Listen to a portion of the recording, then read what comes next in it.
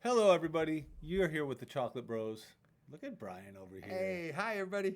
It's a team effort. Oof. I'm doing the talking. He's doing the facing. That's right. The face making. I'm like the color man on this. You are. Yeah, I rewatched the show that we did last time. Yeah. Yeah, and you were in the background doing color commentary while I was trying to do the intro. Okay. And this time you're making faces. Well, it adds to the visual. It does. appeal. I know. Yeah. We're still new, so I'm getting a little distracted. But All let me right. get back on track. Do it. Take it. You're distracting me, dude. All right. How'd you like that little rooster laugh? This is the Chocolate Brothers Chocolate Review Podcast. Welcome. It's not a podcast. It's a show. It's a show, and we appreciate you being here. We are Adam and Brian, the brothers that own Fortunato Chocolate. You can find us at www.fortunatochocolate.com. And now I will turn over to Adam, who hopefully will keep it on track. He's the older brother, so it's his job to keep us on the straight and narrow, That's to right. keep us disciplined. We're back on track. Yes, like Brian said, we own Fortunato Chocolate. We have been in the chocolate business for 16 years now. Brian lived in the jungle with cacao farmers in the jungle of northern Peru for 10 years, running our cocoa bean buying and processing operation.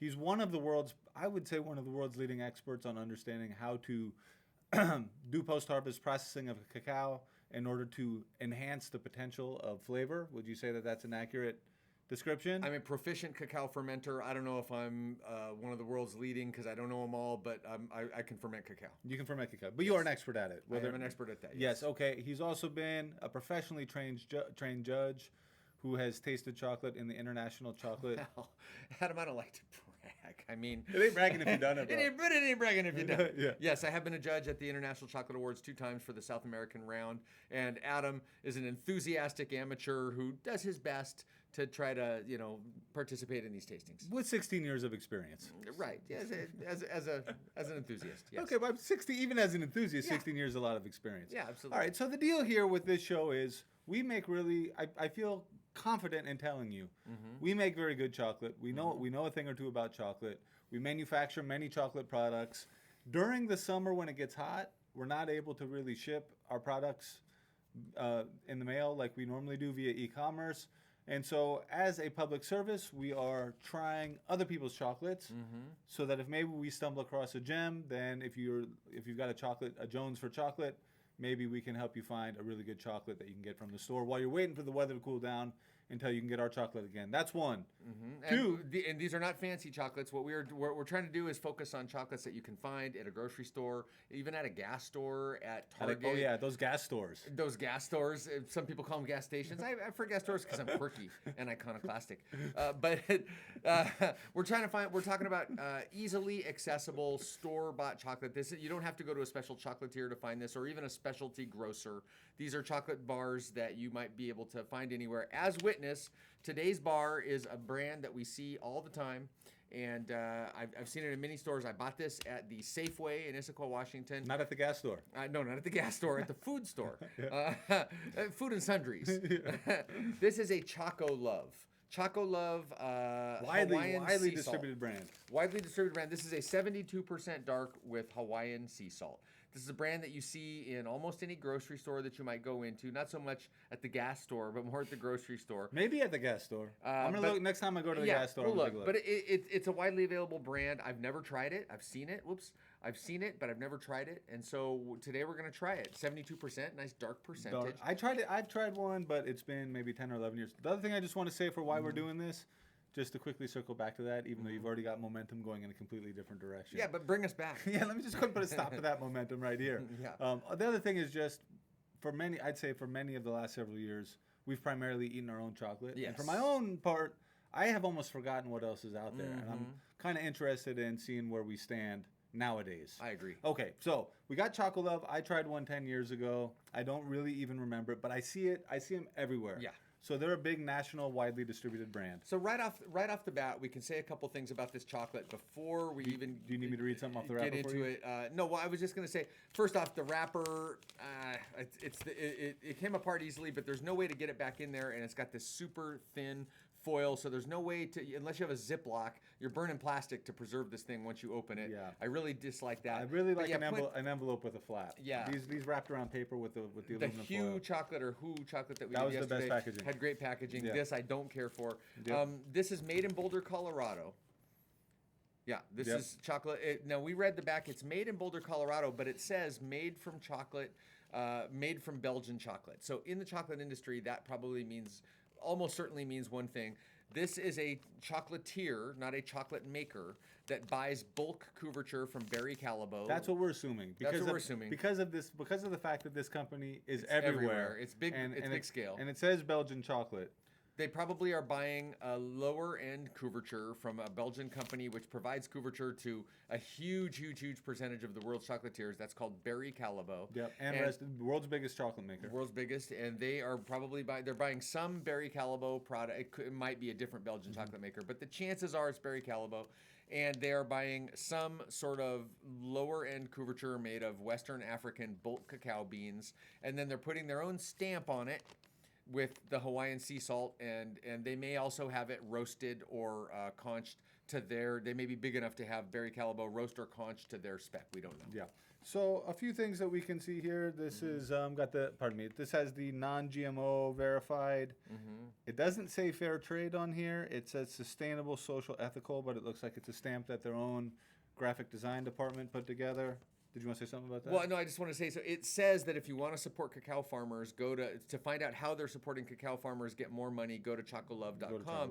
And so that seal, it has it on the back again, sustainable, ethical. It may be an organization that actually certifies that. We don't know. We haven't looked into it. But doesn't seem like it. It doesn't look like it. Yeah, and then inside they've got a poem, which I like. And you can't see the poem. As it were, it's from Theodore Rothke. And I actually read a Theodore Rothke poem recently and liked it. So their whole thing is Chocolove, and they've got XOXOX on the front, and they've got a love poem in there. It's gimmicky, but you know what? If you're gimmicky in the direction of spreading the love, I'm down. And Chocolove's it's a good name for a company. Yeah. Yeah, it flows nicely. All right. Let's so without further ado, let's get into it. I've got a couple pieces. Brian, do you know anything about the different sea salts? I am not a salt aficionado. I love salt, but I'm not an aficionado of the salt. I just want to show the molding. Very basic mold, fairly thin right there, and got these little kind of bumps on it. No logoing or anything like that. And this melted on my fingers pretty easy. Is it because it's hot out? No, it's because it's got a high percentage of cocoa butter. That's what it is. So they list in their ingredients. They list the. Here we go. Let me read it off. Yeah. So we have ingredients: dark chocolate in parentheses. The dark chocolate is made of cocoa liquor, sugar, cocoa butter, soy lecithin, and/or sunflower lecithin, vanilla. This is the first dark chocolate we've seen with vanilla in it, so that'll be interesting. And then additionally, there's cocoa butter, and I noticed that this has a very low melt point, like it's melting super easy on my hands. So they added cocoa butter to an already cocoa butter rich couverture, resulting in which is a very European Belgian kind of thing to do. All right, the aroma was basically not much of anything, nothing that I could discern. I'm melting it on my tongue.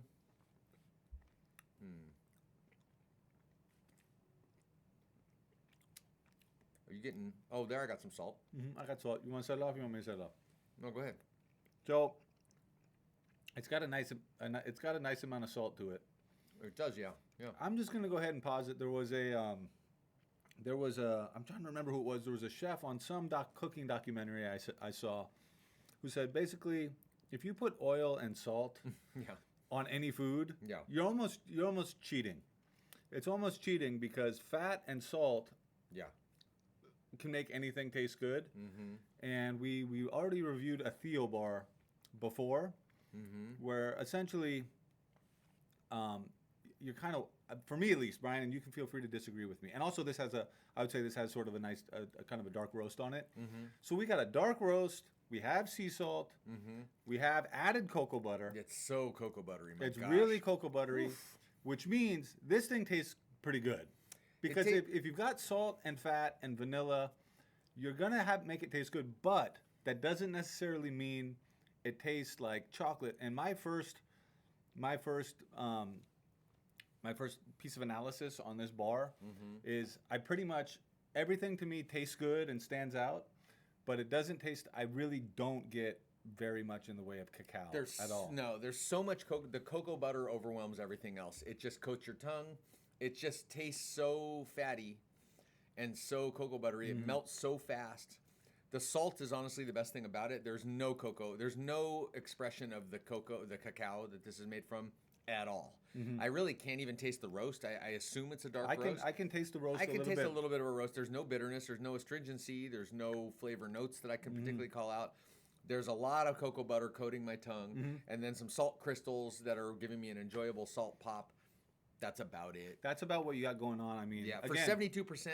So, okay, the 72% incorporates cocoa solids and cocoa butter. and right, because you get to count the cocoa butter in the cacao percentage. Right. So in a standard in a standard 70% couverture, you're probably talking about an additional like 12 to 14% cocoa butter, plus the beans are going to have somewhere around half cocoa butter in them. So in a standard 70% couverture, you're probably talking about 12% plus half of 58%, so 29 plus 12, maybe 41% cocoa butter. Cocoa butter. In this 72%, I'm guessing it's at least 50% cocoa butter. Yeah. And it's overwhelmingly cocoa buttery. I can't say anything else about And it. now, and look, now as the mouthfeel goes on and we're talking, we're getting the bitterness.